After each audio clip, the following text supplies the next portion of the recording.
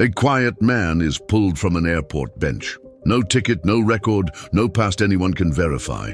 But when police learn who he really is, this entire terminal will never forget his name. He stood alone at gate 32, wrapped in a brown wool coat far too heavy for early spring. His hands trembled slightly as he held a worn leather bag, its strap patched and frayed. His shoes were scuffed, his shoulders slumped, but his eyes, pale, grey and watchful, held something that didn't quite match the rest of him. People walked by without looking twice. To them, he was just another weary traveler, maybe homeless, maybe lost. But to the airport security officer watching from across the terminal, something didn't feel right. The man hadn't checked in.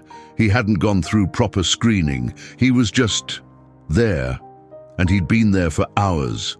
As the airport bustled with hurried passengers, business travelers, and reunited families, this man simply sat on a bench near the gate, sipping slowly from a small paper cup. His fingers lingered around the rim of the cup, as if it held more than coffee, perhaps memories or something even heavier. The officer radioed quietly, his voice low. "We've got a 1041, male, mid-60s, brown coat, been at gate 32 all morning. No boarding pass on file." Two more officers arrived moments later. They didn't rush. They approached with a calm, almost polite firmness. One of them, a woman named Officer Jenkins, gently placed a hand on the man's shoulder. "Sir, may I speak with you for a moment?" The man looked up slowly. His face was lined with time but not despair. His eyes met hers with a strange steadiness. "Of course," he said, his voice soft, deep, polished. He didn't argue, didn't resist. As they escorted him away from the gate, heads turned. A child asked her mother, "Is that man in trouble?" The mother just hushed her gently and hurried along. In the back hallway behind gate 28, he was led to a small security room, fluorescent lights, cold metal chairs, a faint smell of old coffee, and carpet cleaner. He sat, placing his bag on the floor beside him. "Can I ask your name, sir?" Officer Jenkins said. He hesitated, then, "David. David Walker." "And do you have identification?" He reached into his coat pocket and produced a worn wallet. Inside, an ID, creased, water-damaged. Officer Jenkins took it carefully. "David Walker, born 1949, she read. "Mr. Walker, what's your purpose here today? Are you flying somewhere?" He smiled faintly. "I thought I was." His answer puzzled her. "Thought? I came to meet someone, or maybe to remember someone. Sometimes I forget which." Jenkins exchanged a quick look with her partner. Something wasn't adding up. The ID wasn't scanning correctly in their system. It wasn't fake, but it was old, outdated, as if the man had stepped out of a time capsule. "Mr. Walker, are you experiencing any confusion today? Do you need medical assistance?" He shook his head. "No, just I haven't been in an airport in a long time. Things have changed." She softened her tone. "When was the last time you traveled by plane, sir?" He looked past her, as if seeing something far away. "Saigon, 1974. The room went silent. Officer Jenkins blinked. "Excuse me?" He nodded slowly. "I was supposed to come home, but I didn't." Before she could ask more, the door opened. Another officer entered with a laptop in hand. He whispered something into Jenkins' ear. Her brow furrowed. They couldn't find a match for his ID in the current databases. No criminal records, no recent address, no flight history. He didn't seem to exist. And yet, there he was, sitting calmly in a chair, in a brown coat, too warm for the season, with a voice that didn't shake, even as everything else around him did. The morning had begun quietly. David arrived at the airport just after 6 a.m., and long before the sun had warmed the glass walls of the terminal. The automatic doors opened with a hiss, letting in a gust of cool air that made him shiver beneath his coat. He stepped inside like someone entering a church, carefully, reverently. His eyes scanned the crowds, not with the urgency of a traveler, but with the wonder of someone returning to a place he once knew. He walked slowly, unnoticed, past rushing passengers and airport workers wheeling carts of luggage. He paused at a small coffee stand, nestled between two souvenir shops, where a young barista greeted him with tired eyes. "One small coffee, please. Black." The young woman barely looked up. "That'll be $2.50. David pulled out a crumpled $5 bill from his pocket, smoothing it out before handing it over. She handed him change and the coffee in silence. He nodded once in gratitude and walked away. He didn't know where to sit at first.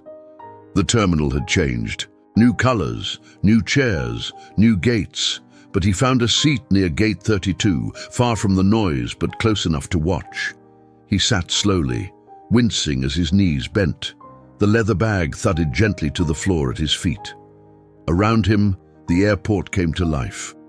A child laughed as he ran ahead of his mother, dragging a tiny Spider-Man suitcase.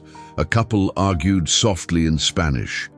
An older man in a sharp suit checked his Rolex for the third time in 2 minutes. David sipped his coffee. It was weak and bitter, but it was hot, and in that moment it was enough. As he watched people come and go, his mind drifted. He wasn't just observing strangers, he was remembering faces. A girl in a yellow dress, a man with a limp and a toothy grin, a woman with auburn hair and tired eyes waving through a foggy window. Helen.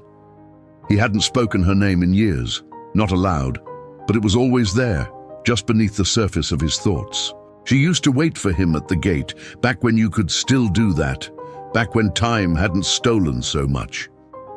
He adjusted the coat around his shoulders and reached into his inner pocket. His fingers found a photo, creased and soft at the edges. In it, a young woman smiled beside a baby girl with curly hair. Behind them stood a piano and a window full of sunlight. He stared at it, his thumb brushing lightly over the image. "Charlotte," he whispered, "you must be grown now." Time passed slowly. The coffee cooled. The crowds changed. At one point, a little girl stared at him from across the aisle. She was clutching a stuffed animal, her eyes wide and curious. "Mommy," she whispered, tugging her mother's sleeve. "Is that man okay?" The mother gave David a quick glance, then smiled thinly.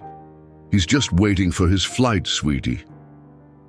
But the little girl kept looking. David smiled gently at her. She smiled back, then turned away. That moment stayed with him. Something in her eyes reminded him of Charlotte, a quiet boldness, a willingness to see him when others didn't.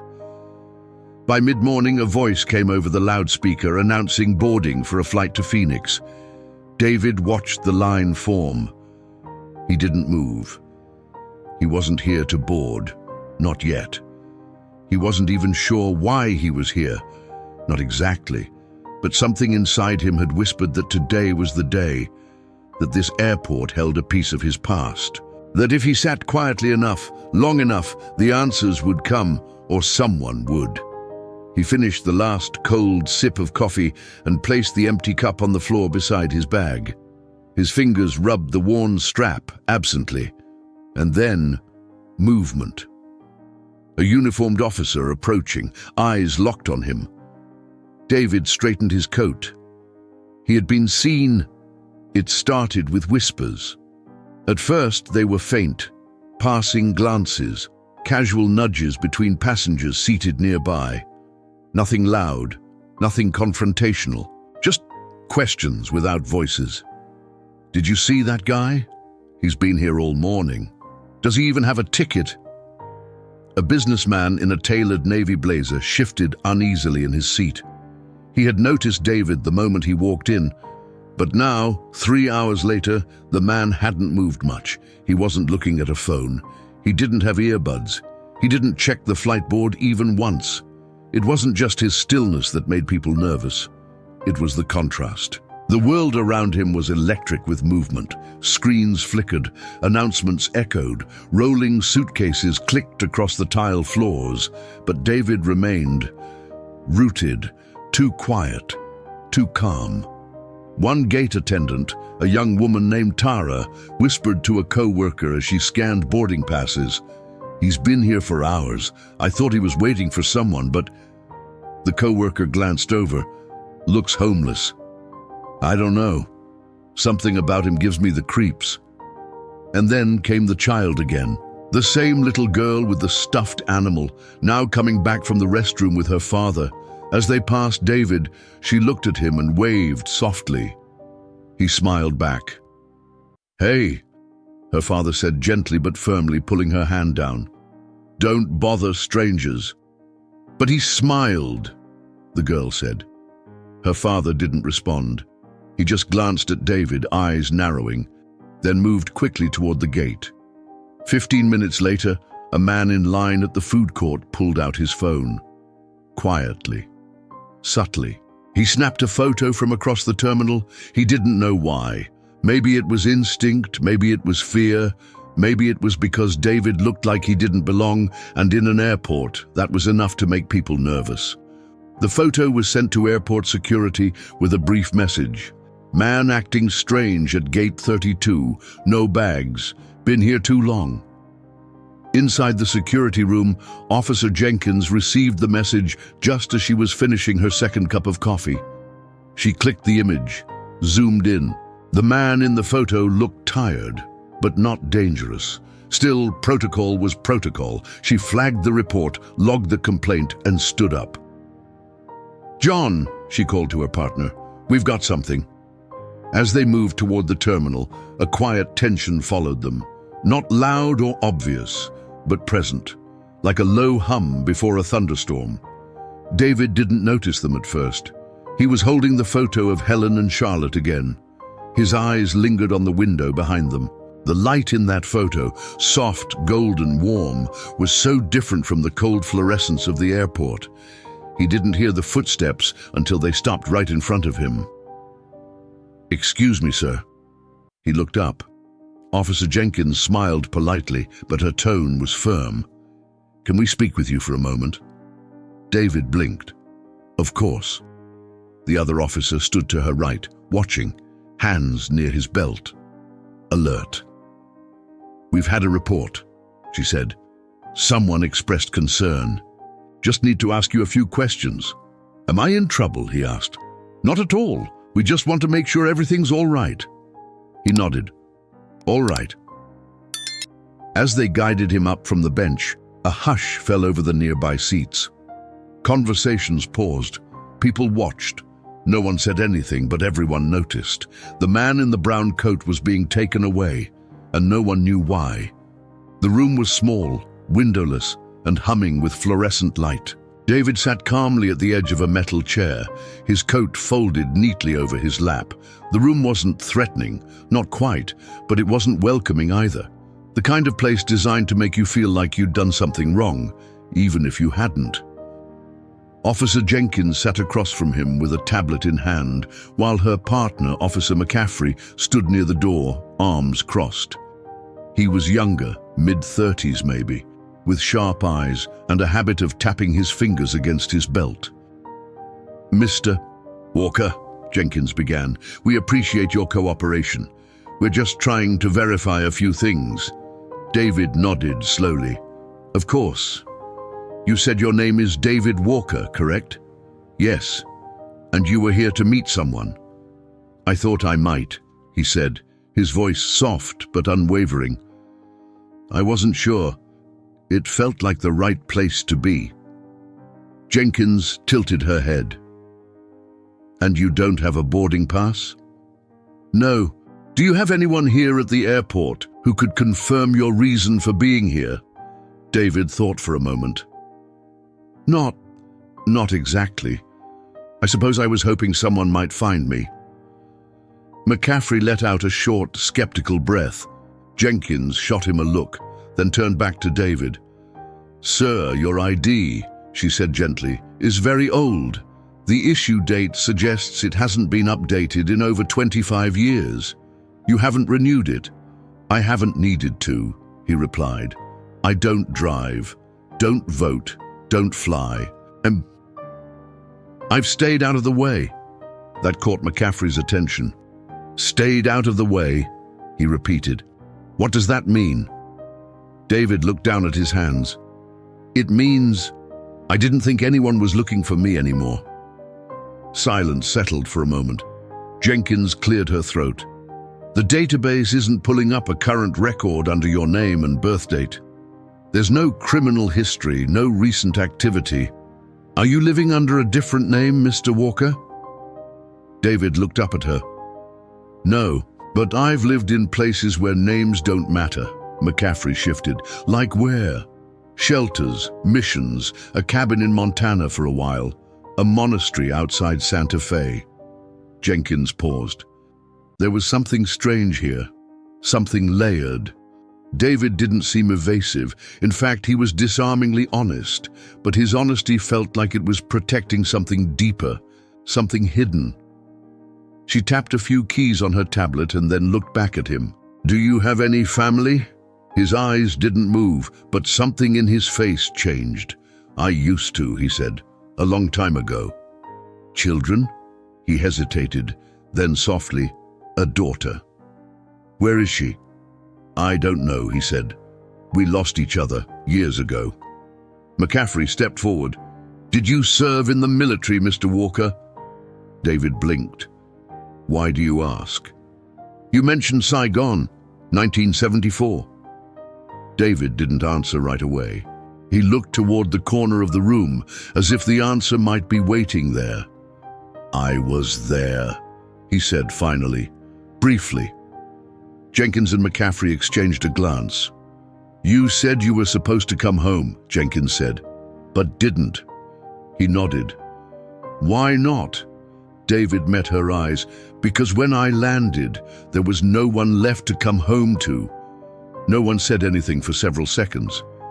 McCaffrey finally turned toward the door. I'll run another check, maybe through federal databases. Something's off. As he left the room, Jenkins stayed seated watching David. He looked tired but not weak, disoriented but not confused. She noticed small things now, the way he sat with perfect posture, the faint scars on his left hand, the slight accent in his speech that wasn't quite southern, but old-fashioned, like someone who hadn't adapted to modern rhythms. Mr. Walker, she said gently. Are you sure that's your real name? He looked down at his coat, his hands folded neatly in his lap. I'm sure it used to be. The door opened with a quiet click.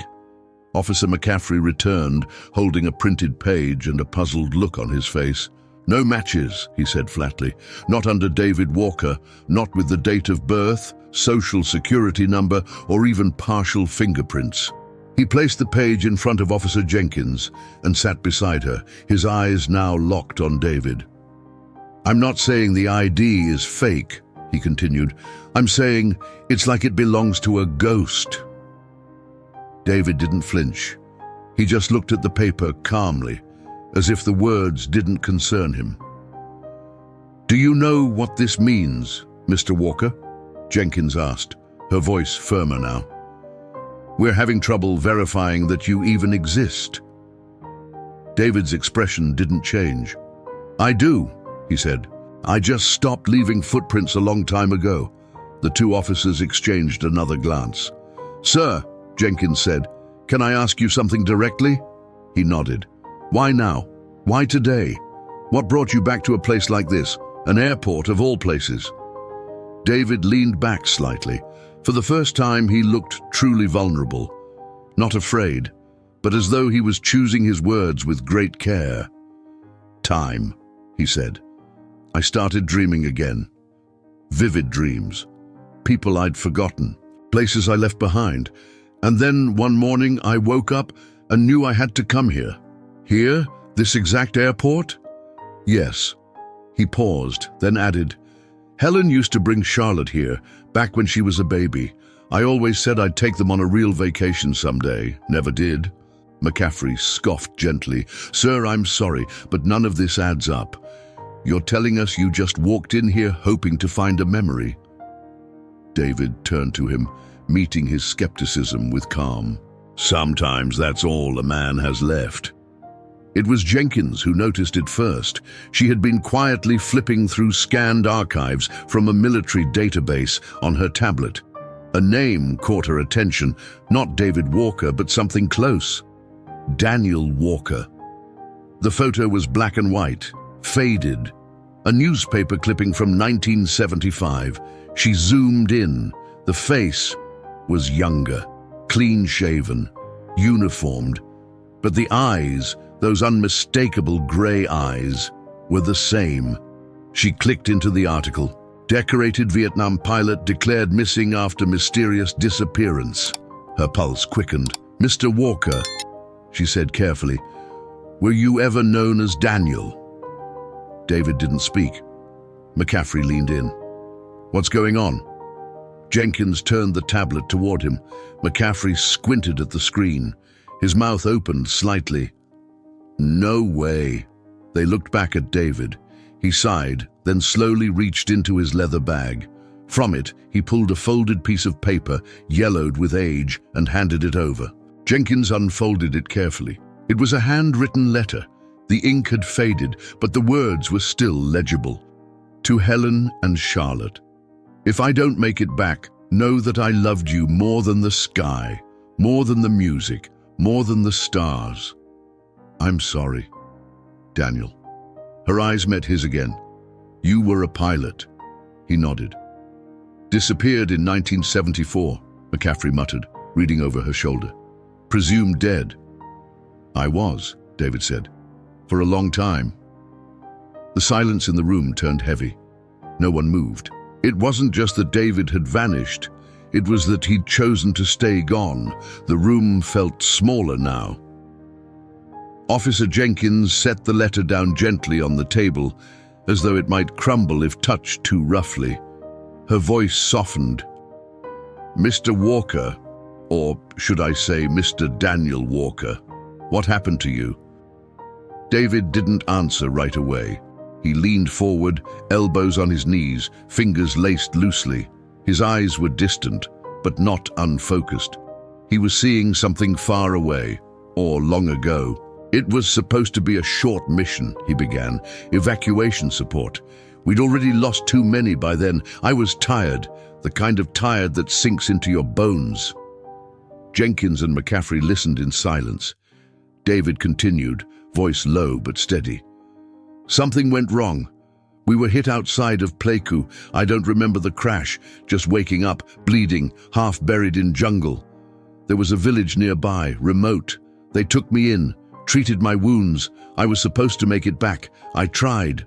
He paused. But time moved differently there. The war ended, communications failed, and after a while, I stopped trying to come home.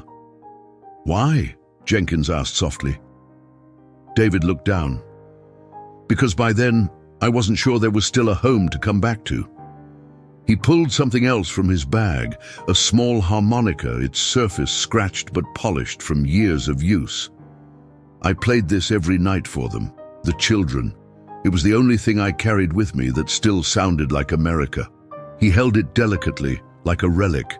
I thought of Helen and Charlotte every day, but shame has a way of growing.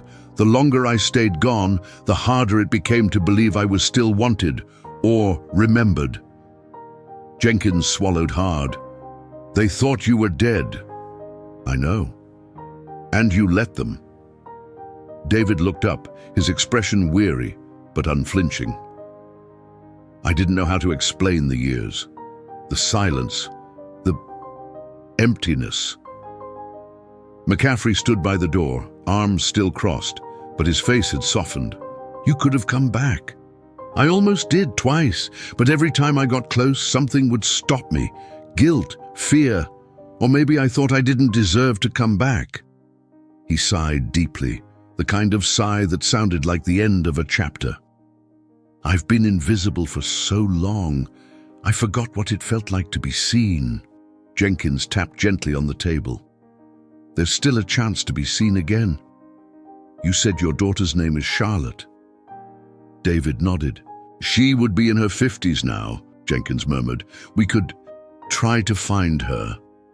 A flicker of something, hope, fear, passed over David's face. "She might not want to see me." "That's her choice," Jenkins said gently. "But don't you want to know?" David hesitated. Then, with a voice barely above a whisper, he said, "More than anything." Jenkins stood. "I'll make a few calls. There's a chance we can track her down." McCaffrey added, "There might even be veterans' records, newspaper archives. Someone out there has to remember you." David leaned back in his chair, the harmonica resting in his palm. For the first time since he entered that room, he didn't look like a lost man. He looked like someone who might be found. He hadn't said a word in the room, not once. Officer Ryan Maddox was the youngest of the airport's security detail, new to the force, quiet by nature, and rarely included in deeper investigations. He had been the one stationed near Gate 29 when the call first came in. While his superiors questioned the man in the brown coat, Maddox watched and listened. He wasn't the kind to interrupt, but he was the kind to notice what others didn't. After hearing the name Daniel Walker, a memory tugged at the edges of his mind, faint like an echo of a story told long ago. He pulled out his phone and searched. It started with a newspaper archive search. Daniel Walker. Plus Vietnam. Nothing definitive. Too many Walkers. He narrowed it. Daniel Walker, missing pilot, 1974. There it was. A grainy black and white article from a small-town paper in Illinois. Local war hero declared missing. Family mourns the disappearance of decorated Captain Daniel A. Walker. Ryan stared at the image. The man in the photo was younger, clean-cut, uniform crisp. But the eyes, yes, those eyes. He compared them to the man now sitting behind closed doors, just 50 feet away. He scrolled through the article. It mentioned a wife, Helen, and a daughter, Charlotte, both living in Naperville. There were quotes from neighbors, stories about Daniel playing piano at the local church before the war, about how he'd always talk about flying like it was a kind of freedom. The final paragraph read, Helen Walker declined to comment, but said only, Daniel always promised he'd come home. We just didn't know it wouldn't be to us. Ryan stood up from his desk, heart racing. He pulled the article into a PDF and printed it out. Then, almost without thinking, he moved through the hallway and toward the security room. He paused at the door, took a breath, then knocked. Inside, Jenkins looked up. Maddox, I think I found something, he said, holding out the paper. She took it, brows knitting as she read. McCaffrey leaned in. David sat still, silent. Then Jenkins whispered, "Oh my God." She turned the article toward David. His eyes scanned the page. When he saw the photo, his hand trembled slightly. "That was taken the day before I shipped out," he murmured. "I remember that tie. Helen said it made me look too young." His voice cracked. McCaffrey stared at the page. "So, it's true." Jenkins looked at Ryan. "How did you find this?" Ryan shrugged lightly. "My grandfather served. He told me stories when I was little. One of them was about a pilot who vanished after saving 3 helicopters full of soldiers." The name stuck. David blinked. 3 helicopters. He shook his head, a tear slipping from one eye. "I wasn't a hero. I just did what I was supposed to do." McCaffrey stepped back, running a hand through his hair. "This is insane."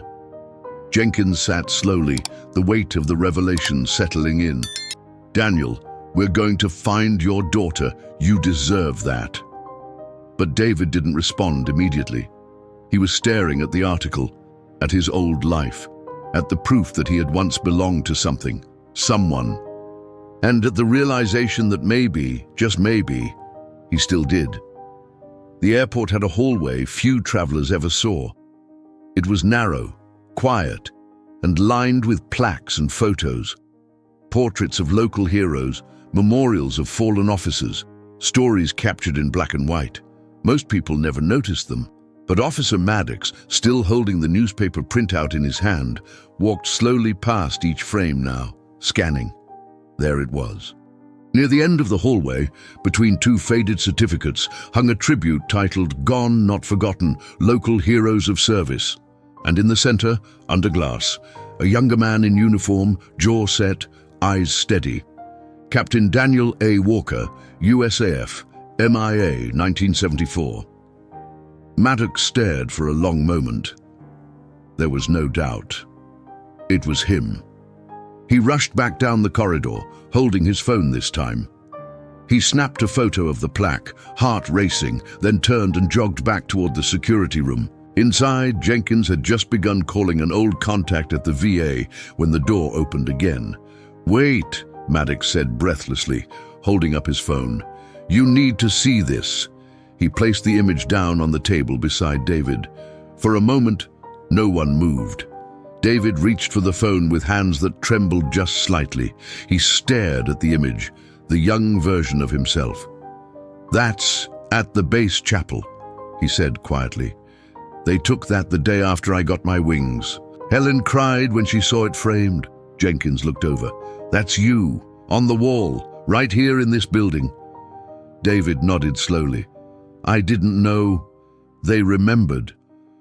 McCaffrey let out a soft, stunned breath. "You're a legend in this town. Your name's been hanging here for 40 years. Nobody thought you'd ever walk through these doors again." David's voice was nearly a whisper. "Neither did I." It wasn't just the recognition that moved him. It was the validation, the proof that his life had mattered, that someone had cared enough to keep his name alive. Maddox asked gently, "Do you want to see it?" David hesitated. Then he stood. His movements were slow but steady as Jenkins led him out of the room, through the quiet hallway. Officers stopped what they were doing as he passed, whispering, watching. Something about him had changed. He wasn't just a man in a brown coat anymore. He was history, walking. When they reached the wall, David stood in front of the photo. His hand hovered over the glass, not quite touching it. "That's the boy I was," he said softly, "before I knew how much a man could lose." Jenkins stood beside him. "But now that boy gets to come home." David turned, eyes wet but steady. "And maybe see what's left of the life he left behind." The photo on the wall had done more than confirm his identity. It had awakened something long dormant in the people around him. Within hours, the quiet whispers of suspicion had turned into waves of reverence. Word traveled fast through the terminal. A man once presumed dead, Captain Daniel Walker, a war hero long honored and long forgotten, was alive, standing among them. Not in uniform, not on a stage, just a man in an old brown coat with tired eyes and a humble voice. By noon, the airport's public relations team had caught wind of it. A reporter from the local news station arrived, followed by a representative from the Veterans Affairs Office. A crowd had formed near the security office, not out of spectacle, but out of respect. But Daniel stayed quiet through it all. He didn't want cameras, he didn't want speeches. What he wanted, what he needed, was far simpler. "Can you help me find my daughter?" he asked. Jenkins had already begun the search. With the information from the article and the few surviving records, they tracked down a lead, Charlotte Walker Delaney, now living just outside Cincinnati, Ohio, a retired schoolteacher, divorced, one adult son. She had never changed her last name. When Jenkins called the number listed, a woman answered. "Hello? Mrs. Delaney?" "Yes." "This is Officer Jenkins with Airport Security at Midfield Regional. I know this is going to sound unbelievable, but I need to ask you something.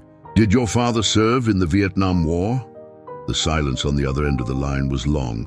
Then, He died in 1974. Jenkins took a breath. Ma'am, we believe your father is here, alive. Another long pause. That's not possible. I understand. But we've verified his identity. He has documents, photos, military records, a letter you were mentioned in, and he remembers everything. The line went quiet again. Then Charlotte whispered, he always said he'd find us again. Her voice broke. Is he okay? Is he really alive? He's here, and he's asking for you. Charlotte began to cry. I'll come right away. Daniel sat quietly as Jenkins relayed the conversation to him. She's coming, she said softly. She wants to see you. His lips parted slightly. Is she angry? No, she's overwhelmed, but she remembers you. He nodded once, then asked the question that had haunted him for decades. Did she ever think I left on purpose? Jenkins knelt beside him, her voice calm, steady. She said you always promised to find them again, and she believed you. That night they arranged a quiet space near the USO lounge, far from the media, away from the growing crowd of onlookers. No red carpets, no trumpets, just a chair and a man waiting for his daughter. The terminal had quieted by nightfall. Most of the crowds had thinned, the reporters gone, and the final flights of the evening were preparing for departure.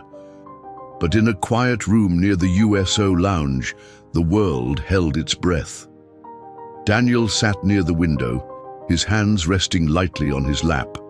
The brown coat lay draped over the back of the chair beside him. He had combed his hair, straightened his collar, and taken a moment to breathe. His heart pounded like it hadn't in years. Footsteps echoed down the corridor. Not rushed, not hesitant, just sure. And then she appeared. Charlotte, a woman in her 50s, tall, graceful, with streaks of silver in her hair and the same grey eyes he'd seen in the mirror every day of his life. Her hands trembled as she stepped into the room. In one, she held an old photograph, creased and faded but still intact. Daniel rose to his feet slowly. For a moment, they just stood there. He didn't speak. Neither did she. The world around them seemed to disappear. Then she whispered, "Dad!" His knees nearly gave out. "Charlotte!" She rushed forward, wrapping her arms around him, clutching him like someone afraid he might vanish again. He held her tightly, burying his face in her shoulder, the tears coming freely now. "I thought you were gone," she whispered. "I thought you were—" "I was," he murmured. "But somehow, I found my way back." She pulled away just enough to look at his face. "You look so different. And you look exactly like your mother." And they both laughed, the kind of laugh that comes after decades of silence, forged by grief and finally broken by grace. "I looked for you," she said, her voice thick with tears. "Every year on Memorial Day, I left flowers under your name." He smiled gently. "I felt them, even when I didn't know how." Charlotte reached into her bag and pulled out something wrapped in tissue, a yellowed envelope. She handed it to him. Inside was a copy of the very letter he had written before going missing, one Helen had kept and later given to Charlotte. "I've read it every birthday since I turned 8, she said. "I always wondered if the sky missed you too." He looked down at the paper, then back at her. "I never stopped loving you. Or Helen. Not for a single day." She placed a hand on his cheek. "We always knew." For the next hour they talked. About her childhood, her son, her mother's final years. Daniel told her about the jungle, the monastery, the nights spent dreaming of a face he could never forget. They held hands like father and daughter should, making up for lost time not with stories, but with presence. When it came time to leave, she took his bag and coat in one hand and his arm in the other. "You're coming home," she said, smiling. He nodded, his voice choked. "I'd like that." As they walked out of the terminal together, people watched, some recognizing him, others just sensing something sacred had taken place. Daniel Walker, the forgotten name on a wall, had become something more. A man remembered. Some stories don't end at the last chapter. They begin again, in silence, in courage, in the hearts that never stopped waiting. Daniel Walker thought he had been forgotten. But love has a way of waiting at the gate, sometimes for decades. And when it finally arrives, it asks for nothing but presence and a name to remember. Have you ever waited for someone who never came back? Or been reunited with someone you thought you'd lost forever? We'd love to hear your story. Leave a comment below. Your voice might be the comfort someone else is searching for. If this story moved you, please consider tapping the super thanks button to support this channel. It helps us continue bringing you emotional, human stories like this one. And don't forget to subscribe, click the notification bell, and watch the next video appearing on your screen now. It's another story about how airports hold more than just flights. They hold moments that can change a life forever.